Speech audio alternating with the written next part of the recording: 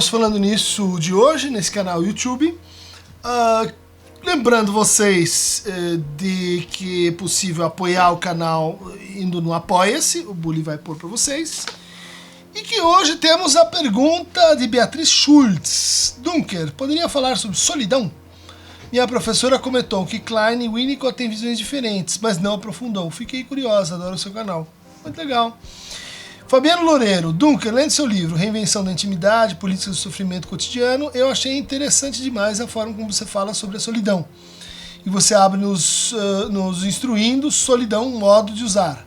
Fala um pouquinho pra gente como usá-la. Achei realmente muito interessante te escutar, falar seria o máximo. Gabriel Silvino, professor Dunker, se fosse possível algum dia, gostaria muito que o senhor fizesse um Falando Nisso sobre solidão e como isso se mostra na vida contemporânea, o que a psicanálise teria a dizer sobre esse tema. Um abraço. Jean Scarpetta, olá Dunker, gostaria de um dia ver um vídeo seu falando sobre solidão. Sei que o tema é amplo, mas acho que seu conhecimento teórico da psicanálise e experiência clínica poderiam trazer contribuições interessantes aos que se sentem ou de algum modo lidam com ela em familiares, amigos, pacientes, etc. Parabéns pelo canal, abraço.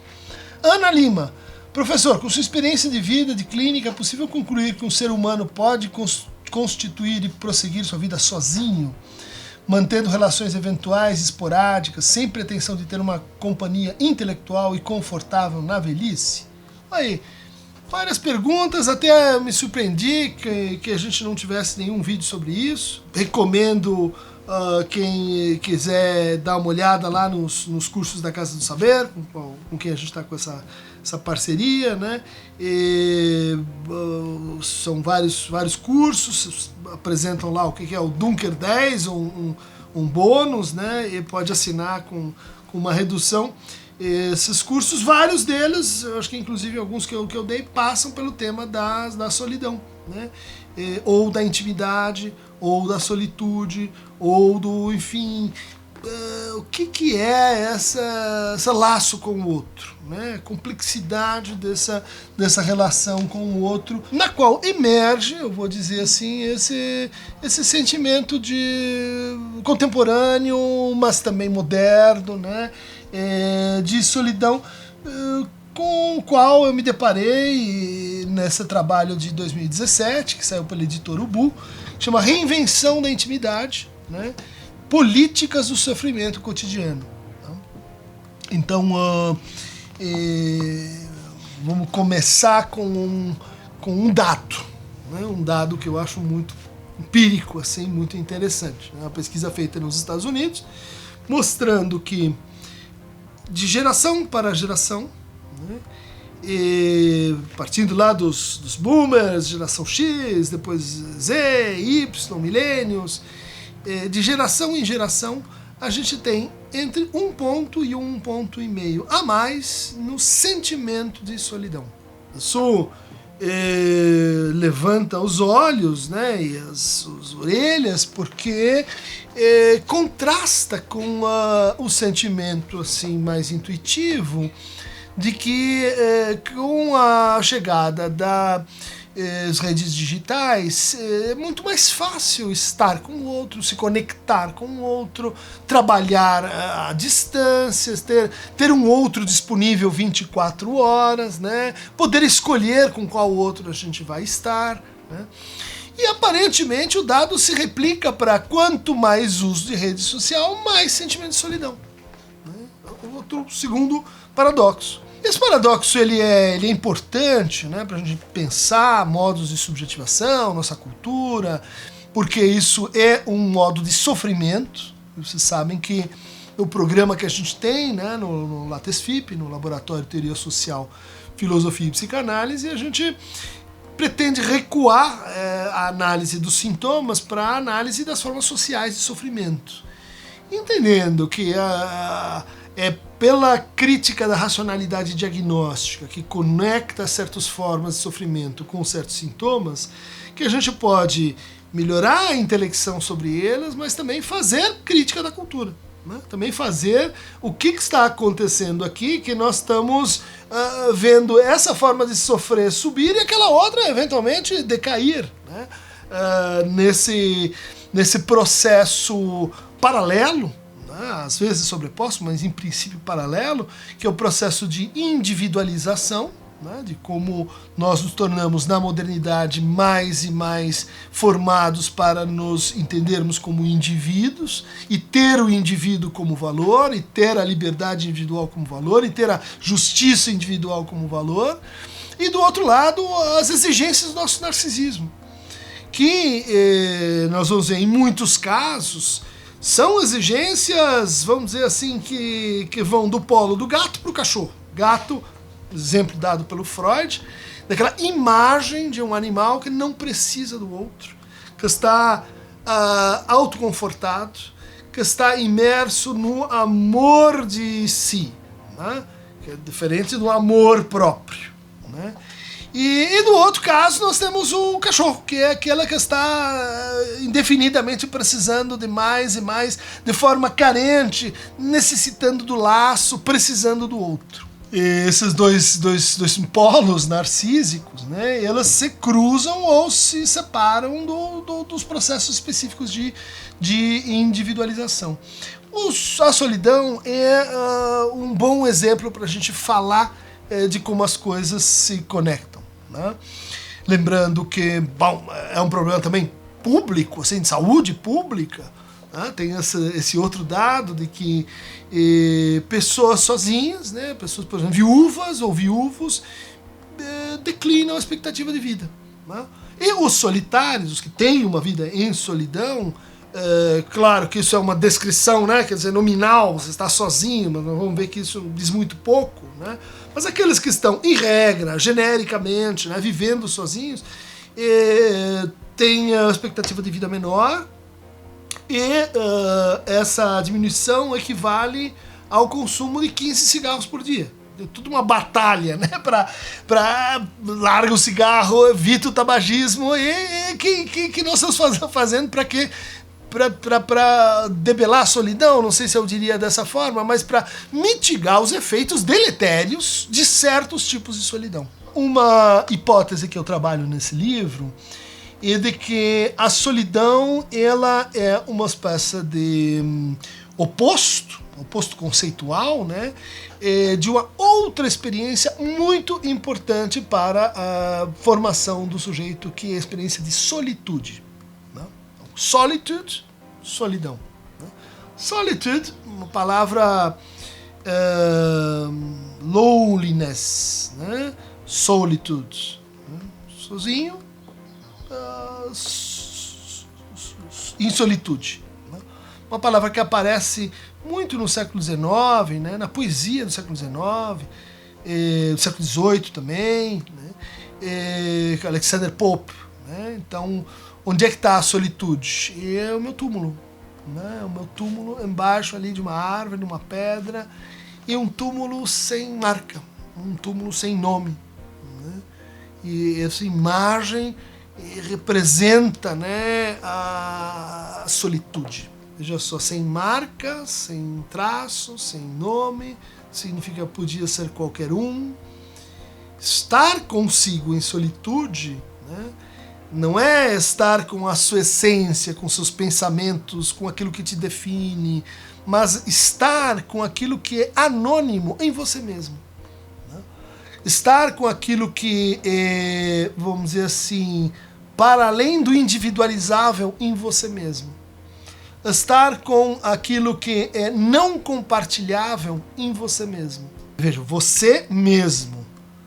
O Lacan diria assim, existe um hiato, existe uma béance entre você e mesmo. Senão eu não teria que pôr esse mesmo. Você mesmo. Bastaria usar você.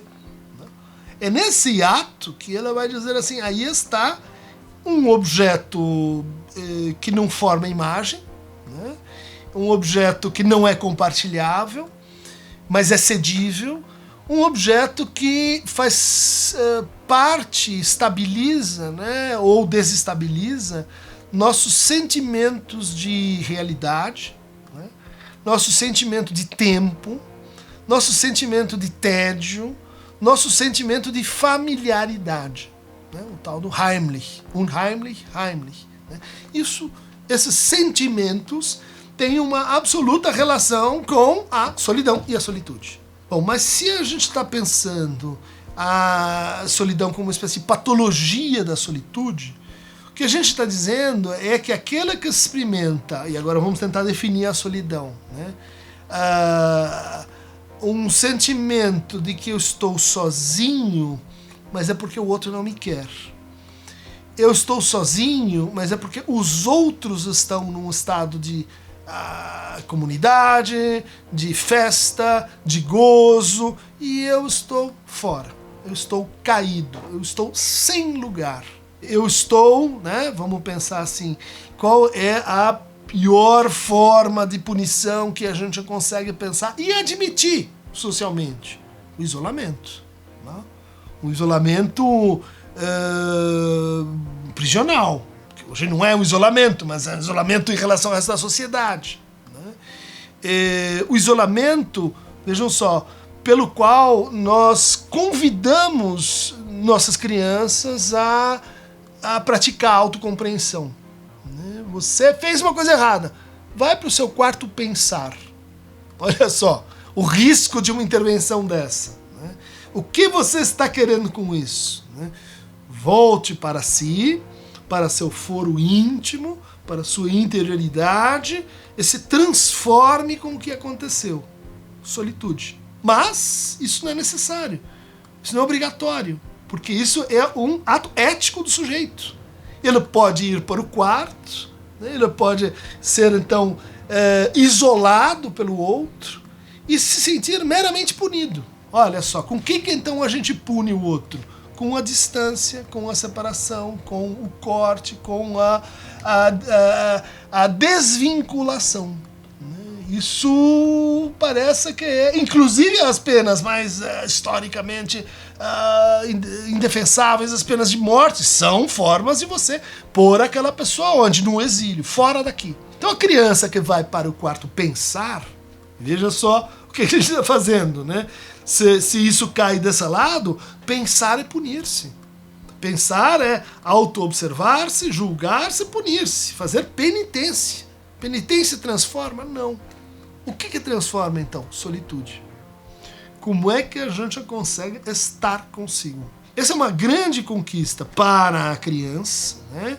Quando ela, num determinado momento, percebe que não existe uma continuidade perfeita entre ela e o outro.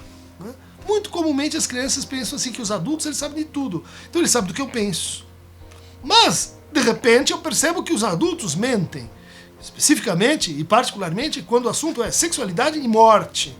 Bom, se eles mentem é porque eles não contam tudo. Se eles não contam tudo é porque eles têm uma área da experiência que é não compartilhável. Né? E esta área da experiência que é pressentida no outro cria uma conclusão de que então eu também tenho direito, possibilidade a esta zona em que eu estou comigo. Esta é a zona que cria, por exemplo, a experiência do segredo, né?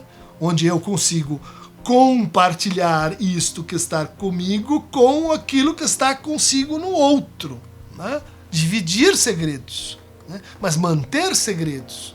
Né? Manter uma certa, vamos dizer assim, zona de proteção em relação ao outro. Agora, com Lacan, isso fica mais complicado.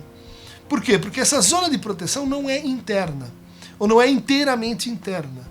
Ela envolve esse objeto que sempre me aparece a partir do outro e se confunde com o outro, que é o tal de objeto A. Então, quando eu estou em solitude, eu estou numa certa angulação, numa certa posição em relação a este objeto que, bom, pode ser profundamente opressivo, pode estar assim ligando o sujeito ao outro, ligando o sujeito a identificações, mas também pode contemplar e supor momentos de separação e corte. A solidão vai se opor a isso dizendo assim, olha, o outro não me quer, eu fracassei na relação com o outro, eu não estou podendo ser reconhecido da forma como eu gostaria. Ou, inversamente, eu não estou conseguindo reconhecer o outro como eu queria. Ou eu não estou conseguindo reconhecer meu próprio desejo como eu gostaria. Em todas essas situações, a gente tem um efeito de solidão. Mas ela é uma solidão sentida como déficit, como fracasso. Justamente porque ela impõe uma conotação superegóica, impõe uma conotação de, assim, descontinuidade com o outro. Descontinuidade que pode aparecer como privação, como castração e como frustração. Em geral é como frustração. Então, os solitários, né?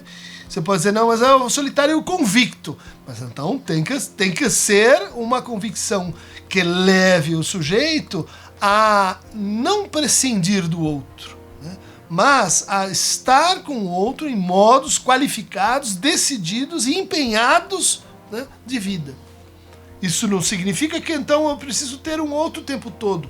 Eu posso tê-lo em doses baixas, mas vai ter que ser em qualidade alta. Eu posso tê-lo em ciclos alternados, mas é preciso da presença do outro. O que a gente vê em certas formas de solidão contemporâneas é que elas são reativas. Elas são reativas a desencontros. Desencontros que levam as pessoas a concluírem o seguinte: eu me liguei com essa pessoa e não deu certo, é a fórmula típica. E eu sofri, e agora estou em luto, e eu me decepcionei. O que eu posso fazer? Reparar a experiência de perda, luto, trabalho, me transformar e relançar meu desejo. Pode ser. Mas para isso eu vou ter que encontrar na perda a solitude. Alternativa inversa e mais simples. Eu vou orientar o meu desligamento, o meu repúdio, a minha agressividade, à própria vinculação com o outro. Eu vou me desvincular do outro. Eu vou viver uma vida em distância do outro, né? Qual é a figura metapsicológica possível para isso? No Freud, na psicanálise. É a figura da indiferença. Amar e ser amado e amar e odiar. Olha lá, o ódio. O ódio, quero o quê? Te pôr a solidão, quero punir você, né? Amor, quero estar junto. Não, mas se a gente não estiver junto, você não me ama? Não, eu sinto que eu vou perder seu amor se a gente não estiver em presença. Patologia muito frequente, né? Mas você não respondeu ao WhatsApp, eu preciso sentir você no meu dia a dia, ali, o que você está fazendo, não é que eu quero te controlar, mas eu estou dependente do quê? Da presença do outro. O que é isso? É aquelas que vivem, como diz Montaigne, a pior forma de solidão, que é aquela vivida a dois.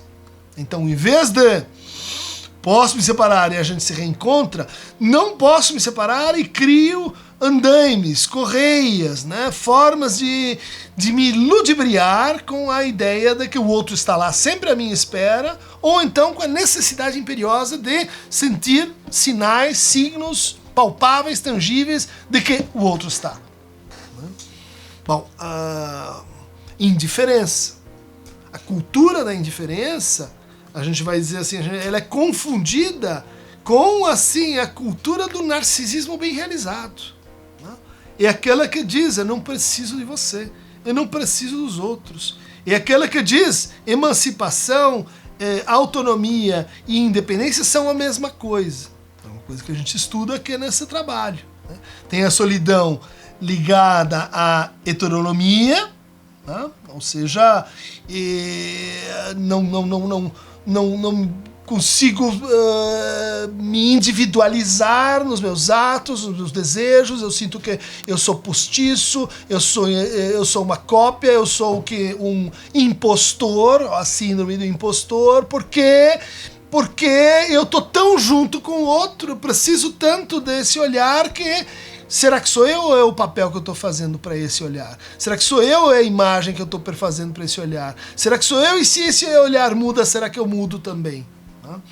Então aí você tem uma patologia da impossibilidade da solidão, né? Ou, agora, né, qualificando, a impossibilidade da solitude. Mas no Freud, e isso parece nesse livro recente, né, sobre o luto, estudando os sentimentos de angústia ligados ao estranho, ao infamiliar, ao unheimlich, dá para ver que o Freud usa pelo menos 4 negações diferentes para entender o que é uma diferença e para entender o que é, portanto, uma indiferença. Ele usa, por exemplo, a palavra Differenz, né, para marcar a pequena diferença narcísica. Um dos modos mais insuportáveis de solidão. Que é assim, e eu estou diferente numa multidão. Eu me sinto sozinho numa multidão. Eu me sinto, portanto, sem conexão entre o privado e o público. Muita gente diz, olha, para entender a solidão, a gente precisa entender a vida privada das pessoas. Não. A intimidade e a solitude, elas são fenômenos entre o público e o privado, que ultrapassam o público e o privado. O público e o privado são as versões no processo de individualização, não no processo narcísico, né? Não no processo, vamos dizer, de relação com o outro. Né? Então, quando a gente está na internet, a gente pode assim publicar nossa vida íntima, mostrar nossas entranhas, as primeiras pinhas, mostrar coisas obtusas e abstrusas. Você está tendo intimidade com alguém ali? Não. Por que não? Porque você não está dividindo o que te falta. Você não está dividindo a sua angústia, você não está dividindo aquilo que você não tem, aquilo que você experimenta como vazio, aquilo que é a sua solitude. Ou seja, sem a solitude você não vai criar intimidade. Intimidade é estamos juntos sem saber de onde e sem saber para onde. Estamos juntos, mas não importa quem vai pagar a conta do restaurante. Estamos juntos, mas se a gente se separar logo à frente, vai ser triste, vai ser ruim, mas vai ser possível e já está contado na nossa caminhada. Ou seja, a intimidade, ela sobrevive a essa dialética pequena, mínima, da diferença, do mínimo narcísico, do presente, ausente, né? É que corrói as pessoas, né, nesses estados angustiosos de ela me ama, não me ama, né? Margarida, ela me ama, não me ama, me ama, não me ama, escreveu, não escreveu, ligou, não ligou, veio, não veio, riu, não riu, aceitou, não aceitou. Muito pouco. Né? Isso é o sofrimento narcísico com a presença desse olhar confirmador de que eu sou para você. Bom, mas tem uma segunda diferença, que é a Unterschied, né? Quando ele fala, né, a diferença entre os sexos, né? A diferença anatômica entre os sexos. Né? O Unterschied tem algo, né, que nos diferencia, que nos diferencia lá embaixo, unter. Ou seja, uma diferença primária, não é uma diferença de aparência. É uma diferença que você não reduz, que você não compara, que você não hierarquiza. Ah, puxa, mas é essa a diferença que você encontra na solitude. Né? Que esse tipo de laço, ele é tão diferente, tão único, vamos dizer assim, que eu não preciso me perguntar se ele é melhor, se ele é pior, se ele é maior, se ele é menor, se ele é comparável, trocável por outro. Porque ele simplesmente, na sua ausência e negatividade, é. Por isso a diferença sexual é tão importante para a gente suportar a solitude. A solitude convoca essa diferença no sentido que Lacan depois prolonga e aprofunda, né, não existe a relação sexual. Puxa, quer dizer que tem um plano em que eu nunca vou me relacionar com o outro, com certas autoridades? Exatamente. Certas alteridades estão de fora da comparação. E isso é essa diferença marcada pelo objeto, no sentido do objeto A. Mas também tem uma indiferença, que é a Gleichgültigkeit, né? Que é a indiferença que assedia o depressivo, que assedia a depressão depressiva, que assedia a solidão depressiva, né? Que é assim, tanto faz. Não, mas água ou suco, tanto faz. Qual faculdade? Tanto faz. Qual namoro? Tanto faz. Ou seja, um sentimento de indiferença em que justamente falta a diferença. A diferença que faz diferença. Né? Em que tudo fica cinza. Em que tudo fica da mesma cor. Em que os dias se repetem. Em que eu, sonho depressivo, né? Eu ando, sol a pino, eu vou andando e não tem sombra. Ou seja, não tem duplo. É tudo a mesma coisa. A gente confunde. Não quero mais relação? Pode ser a Gleichgültigkeit. Ou seja, tanto faz. Tanto faz. Porque nesse tanto faz, eu tenho o gesto de negação e eu tenho uma espécie assim de recuo que me tornaria independente, autônomo, emancipado. Pelo contrário. Aí você está mais alienado ainda. Aí você está se projetando para os efeitos, caminhando para os efeitos pervasivos da solidão, não da solitude. Bom, mas aí a gente já tem uma quarta versão da diferença e da indiferença no Freud, que é a Verschiedenheit. Verschiedenheit é a que aparece entre as pulsões. Né? É uma pulsão oral diferente da pulsão anal, a pulsão escópica. A Verschiedenheit tem que ver com vamos dizer assim, aquelas variedades que exprimem bem a noção de contingência. Podia ser homossexual, heterossexual. Foi esse é variedade. Né? Podia ser qualquer um, mas desde que foi esse, é esse. Esse se torna necessário. Muito importante para a gente entender aquela solidão que gera o seu efeito, vamos dizer assim, muito chato, né? Esse tratamento para a solidão muito chato, que é os fenômenos de invasão do outro. Né? De por que eu preciso conter essa solitude que eu não aguento em mim e que não consigo fazer a experiência da solitude, então eu me fixo no outro, eu me identifico ao outro. Eu por exemplo, acho que vou telepaticamente viver uma vida através do outro. Ou seja, é um maltratamento para o fato de que existe variedade, né? Que existe uma diversidade e que alguns que não estão nas suas preferências gozosas, elas são indiferentes. Como é que o homofóbico lida com isso? Não, peraí. Essa forma de gozo, ela ofende a minha forma de gozo. Por isso tem que achar que tem uma que é necessária. E curiosamente a minha. E, portanto, eu tenho essa convicção de que o outro tem que gozar como eu estou gozando. Ligo o carro, põe um paredão de música, sertaneja, funk, rock, tango, seja lá o que for, e eu gozo, impondo isso para o seu vizinho. E dizendo para ele, olha como eu sei e faço você gozar com o que eu gozo. Bom, a gente está vendo aí que isso é um tratamento, vamos dizer assim, precário, primitivo para solidão. Né? Para, olha, eu não quero estar sozinho no meu gozo. Eu não quero estar, eu é meu co-porter, eu é meu chat banker, eu preciso estar com o outro. E do outro lado, vai dar margens àquelas soluções descritas pelo Freud, Mal-Estar na Civilização, né? Do esteta, do anacoreta, daquela que diz para o mundo, né? Conforme aquele filme A Vida Bela, eu estou bem com o meu co-porter, eu estou bem com o meu piano, eu estou bem com as minhas coleções, eu estou bem, porque eu não estou em solidão e não estou em solitude, eu estou com objetos que eu posso, vamos dizer assim, me ligar a ele como se eles fossem pessoas. Né? Bom, solução que às vezes dá muito errado, dá certo no começo, complica depois. Né? E isso vai se aplicar nesses 4 tipos de diferença e de negação da diferença, ou seja, a não diferença, a indiferença aos modos de solidão.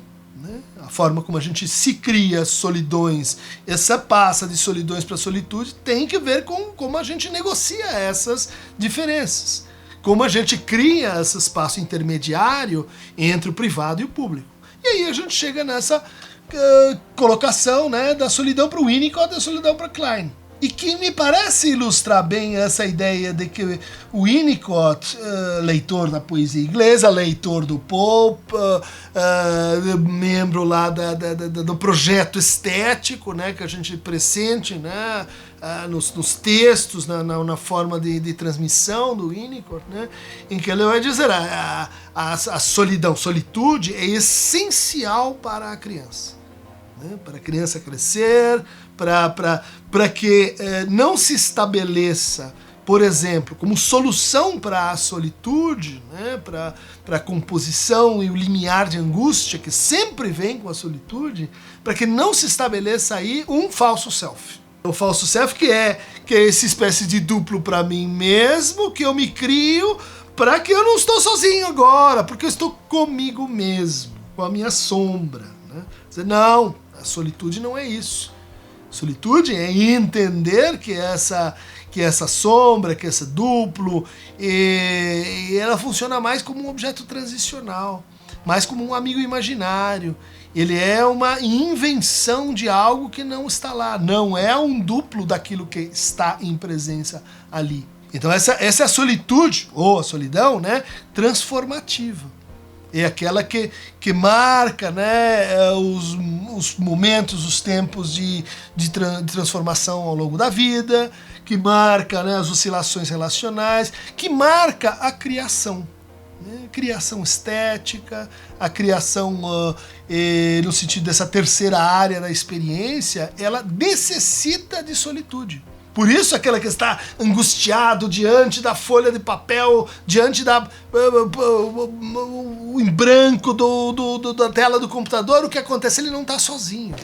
É a voz do orientador, é a voz da crítica, é a voz dos outros falando, são as impressões do que o outro vai achar, é o que ele acha das impressões que o outro vai achar. Ou seja, ele não está sozinho no sentido de em solitude criativa com o lugar do objeto.